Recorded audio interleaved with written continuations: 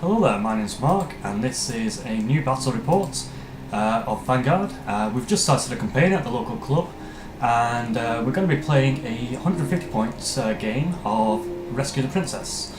Now, I'm going to be playing the Night Stalkers, the creatures from another realm, insidious, spreading ill will and sapping your dreams and energies.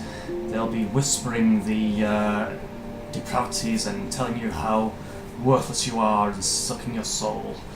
That's their joy in life, I think.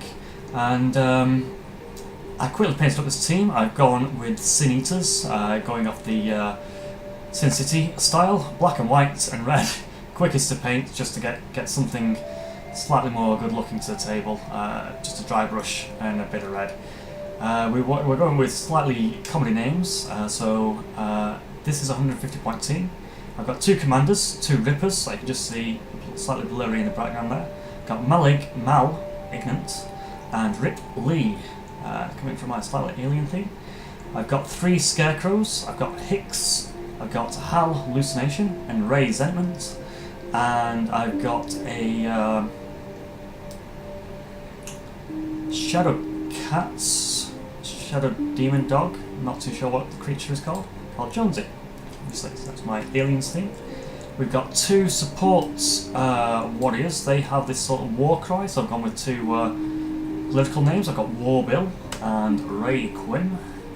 And then I've got two shooter type units, Spectres I believe they're called. They're the counterpoints to the Scarecrows. I've got Ill Will and Bogle. So that is my 150 point team, and I'm going to rescue my princess, or my agent, from the nautical realms.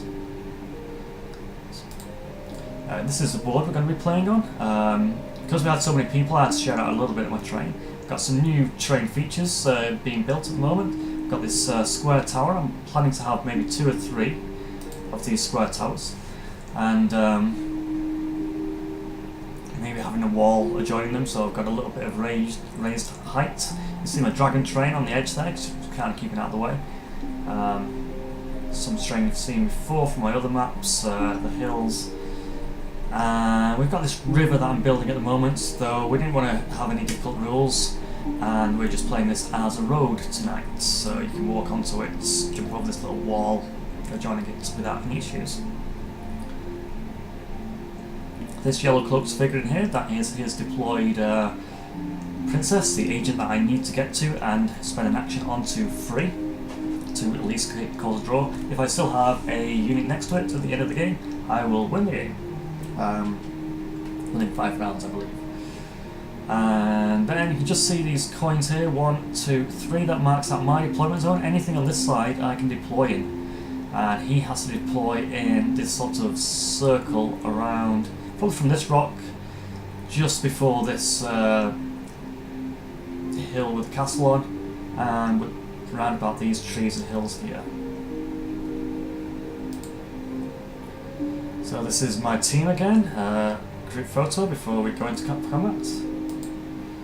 And this is me deployed, so I have my rippers on the right with a supporting horror who can boost their melee damage by 1, and also a shooting scarecrow, spectre I believe they're called. Nothing in the middle here. My Shadow Cat, Jonesy. Another horror, that's Ray Quinn. 3 scarecrows and the other shooter here. So I'm planning on sort of flanking him to spread out his forces, going one way or the other. See how that goes. We've got quite a lot of open ground to cover to get to that princess. Okay. So first turn, only 2 power unfortunately, and I spend it moving the Spectre up the left flank, and then fatigue. After I've moved someone else, I believe I fatigue it to have it force fatigue to be able to shoot this Aquatic Realms agent, and I boost my power dice. I believe I roll about 3 attacks and he fails his nerve test, so he takes 2 wounds and dies. It was a successful first blood. A good morale boost for my man. The right hand flank, the scarecrows move up onto the hill, but trying to stay out of range of him charging me and ready for me to maybe group charge him next turn. And again I fling some flaming spectral bolts from my Reaper Spectre into his beaver otter swarm. He also has one of these swarms coming up the middle, so I try and dispatch it with my own shadow cats. So pets on pets. This gets quite a bogged down combat and quite a survivable unit there. Hoping that he's now maybe going 3 directions, because he wants to be around his beavers. They give him swarm, which means they give him +2 dice, so I really need to take these out before he can get much benefit from them.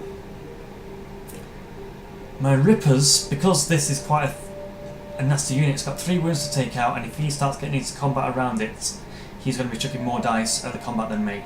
So my Ripper tries to maybe come and engage it next turn. And then, so he sort of moves up, and then we're on to round 2, where a lot of power dice, so I think I'm going to do some damage this turn. My Scarecrows and my Horrors move up. My Horror moves in because it wanted to give them an extra power dice, so I would have got a dice for charging, a dice for outnumbering, a dice from being near my Horror, and then 1 dice ever, so it'll be 4 dice at least, and then any power dice that I chucked at it. I started fighting with the Horror first of all, because it had more power dice, so he then retaliated and killed it, unfortunately. So very unlucky he didn't get to give his power dice to my Scarecrow, but it was already wounded from the Spectre the previous turn, and then they're outnumbering, and I believe they got crushing strength from mob, being a mob unit. The otters didn't have very much armour, so I managed to dispatch them. But I'm then left with this Grunt's firing line. I think he's got an archer near the back behind his hill, and there are 2 units here, so they're going to retaliate very shortly. Before I could get to save my Shadowcat, he had a Thule march around this hill and engage me in combat, so we try and dispatch it, but unfortunately it proves quite tough and he rolls really good defense dice. These Rippers actually don't have as many dice as I thought, so I thought they were like a 3d8 type kind of attacker, but they're only 2d8er. My Horror is coming in, giving them an extra dice, and they obviously got a charge as well. And they also try to use a power to give each other an extra dice, but it's quite tricky to use. I think they need to be in a bigger mob, this sort of unit. Anyway, these are the tokens again, so I'm using my gold tokens because I don't have the official ones as yet. Wound tokens and fatigue tokens, just for seeing on this pitch. And now it's getting quite frenzied, he's adding more. Again, my Horror ignores this fight, because that should be an easy one, I should really dispatch that. Really slowing me down there, engaging these 2 of my stronger Rippers. So my Horror again wants to free up my cat. That's his commander there, also engaging my cat. But these otters prove surprisingly resilient, as does my own Shadowcat, who keeps passing his nerves roll, so he's sort of permanently staying on his 2 wounds and hanging on in there without getting knocked down, I believe. So he's engaging me and taking out my Grunts on the right. I believe he's also managed to take out my Spectre on the left over here. So I'm not getting anywhere closer to his Princess, and he's still got this Archer on the hill as well. Turn 3, 4 power dice, that's not too bad.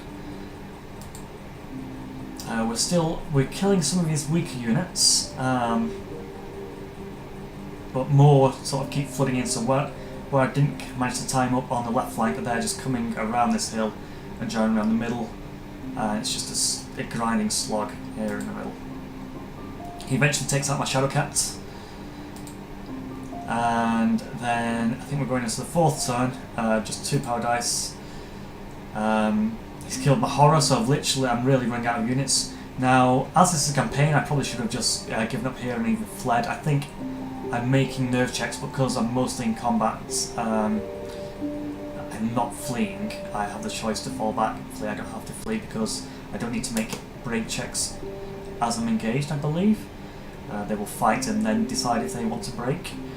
But knowing how the campaign works now, if I wanted these to get XP, I really should have probably flagged them off, knowing I've lost this scenario at this point. Yep, he takes me out on the right. So in hindsight, he did very well. His otters really helped him chucking those dice in the melee combats. In my next game, I'm going to be bringing this butcher unit. Let's bring up his stats. I believe I have them open here. So butcher would give me 4 wounds and 5. Still 5+ melee, which is the same as the soul drinkers. I would have thought that maybe one of these two might have been a 4+. But at least he's got 4d8, whereas these has only had 2d8. And I can have one as a commander, I think for just 9 points more on the card, and that brings me a white powered dice.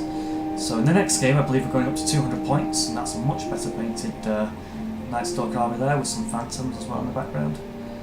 And even the Screamer or Banshee, these toothy things I think in the middle. Shadowhound, that's what I've had. I had the Horror, I had a Soul Reaper. And they don't have the Spectres on this, but they are like Scarecrows who are ranged, they have 2d8. And so that was that game. That was my second official Vanguard game with these new units. So this is my team, this is my silly names, and I believe I got at least 8 gold. We rolled casualty. My Ripley got his arm cut off, so he's even worse in combat next game. And I need to double check, but I had my Spectre wander off and gain 2 experience because he wandered off the managed to survive against the odds. But I have to find out if that happens to Spectres, who's just a warrior and not an actual sort of command unit. Like I think you maybe only get casualties on commanders, spellcasters, and support units, and maybe large. I'm gonna have to double check my command rules in a moment. And then I think there might be another roll that I've not made. Where we maybe find some adventure stuff. Anyway, the campaign's going to be interesting. We'll see how they develop. One thing that's on paper, now I've got gold, I believe I can start giving my people sort of spears and such like that, so that would help like Warbill getting close but not having to get into combat, so you can give a dice from his spear and then a dice from his warbling horror cry. That'll be nice. And also how the campaign works, you don't lose your equipment, so I can always use those again next game. No one actually died of mine, so I don't have to pay for anyone to rejoin my warband. And I believe for the next game we're making up to 400 point rosters and then bringing 200 points to the actual game when it happens, so that'll be within the next 2 weeks or so. We're playing 2 games a month. So that is me, this is my Sin Eaters, and that's my second battle rap. Hope you enjoyed it. It was fairly simple. I did want to get more story in, but I don't know what kind of story to have for these dark, shadowy creatures. I don't want to get too sinister and creeping people out with dark, whispery voices saying you're inadequate, you're not good enough. And then when myself and my dice rolls aren't quite good enough, it doesn't quite translate. And then we have to think about what kind of princess am I saving, or am I saving it, or am I trying to... was I actually trying to hinder it or kill it, or am I warping his mind and maybe the princess was bringing my kind and opening portals for me. So there are story elements you can weave in there if you're that kind of creative person. So second game in, Vanguard, and I'm now using my own troops. You'll be seeing more of these Night Stalkers. You might be seeing a bit of a different colour scheme next time. I might start getting sort of purples and the portal effects onto them. And more of my terrain, obviously we'll see if that castle develops. So anyway, thanks again, thanks for watching, good night.